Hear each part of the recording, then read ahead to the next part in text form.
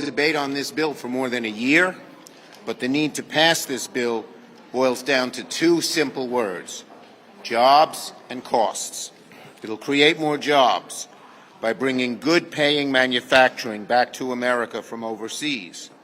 It will lower costs by helping fix supply chains, address the chip shortage, and increase innovation.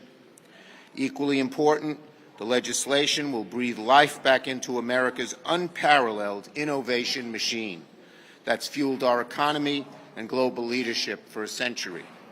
Senators Wyden, Cantwell, Menendez, and Brown are the chairs of the committees with major pieces of bipartisan competition, innovation, and jobs bill. Because of their leadership, we have a strong bill that has bipartisan support. We got 2 more votes last night, if you count the absentees who had voted yes, than we did on original passage.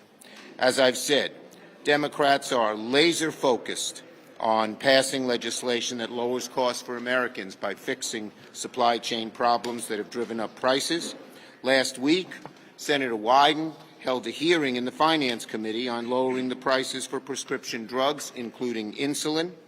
Chairman Cantwell's done amazing work shepherding USICA on the floor. She continues to work to get this bill through the Senate so we can get to conference. And the Commerce Committee today had a markup on bipartisan legislation to reform unfair shipping practices that are clogging up ports and slowing down our supply chain.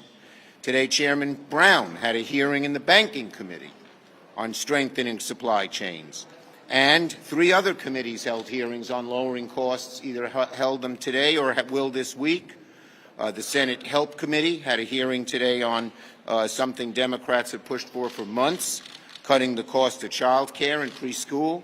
The Senate Committee on Aging has a hearing tomorrow on home care services to seniors, and EPW is holding a hearing tomorrow on clean energy, combating climate change, and increasing America's energy independence in the 21st century.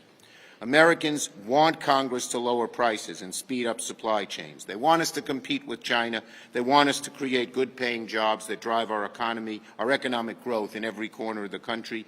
That's exactly what this bipartisan competition and job bills will do. Democrats are working to push legislation that will address the #1 pocketbook issue for Americans. Senator Brown. Thank you, Leader.